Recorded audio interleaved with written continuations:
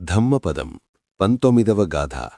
బహుంపిచే సహితం భాసమానో నతక్కరో హోతి నరోపమత్తో గోపోవ గావో గణయం పరేశం నభాగవా సామాన్యస్స హోతి.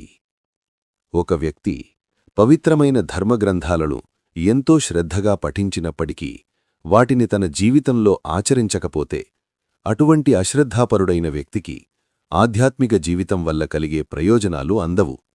దీనిని బుద్ధుడు ఒక చక్కని ఉదాహరణతో వివరించారు. ఇతరుల ఆవులను లెక్కపెట్టే కాపరిలాంటివాడు ఆ వ్యక్తి. ఆ కాపరి ఆవులను లెక్కిస్తాడే తప్ప ఆ పాలు లేదా ఇతర ప్రయోజనాలు అతనికి దక్కవు. అవి యజమానికే దక్కుతాయి. అలాగే ధర్మాన్ని కేవలం చదివి వదిలేసేవారికి దాని ఫలితం అందదు. ప్రాచీన కాలంలో ధనవంతులకు వందల కొద్దీ ఆవులుండేవి. ఆ ఆవులను అడవికి తీసుకెళ్లి మేపి తిరిగి ఇంటికి తెచ్చేందుకు ఒక కాపరిని నియమించుకునేవారు. ఆ కాపరి ప్రతిరోజూ ఆవులను లెక్కిస్తాడు. 1, 2, 3, 100. కాని ఆ ఆవుల ద్వారా వచ్చే పాలు, నెయ్యి లేదా పెరుగు మీద అతనికి ఎటువంటి హక్కూ ఉండదు. ఫలితాన్ని యజమాని అనుభవిస్తాడు.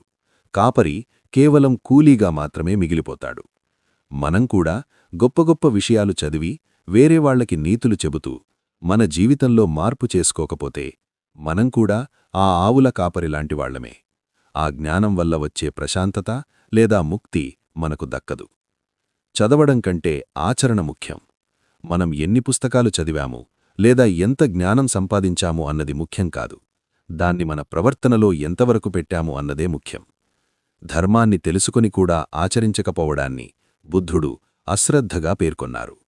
నిజమైన ఆధ్యాత్మికత కేవలం మాటలతో కాకుండా చేతలతో మార్పు తెచ్చుకున్నప్పుడే నిర్వాణ మార్గంలో ముందుకు వెళ్లగలం.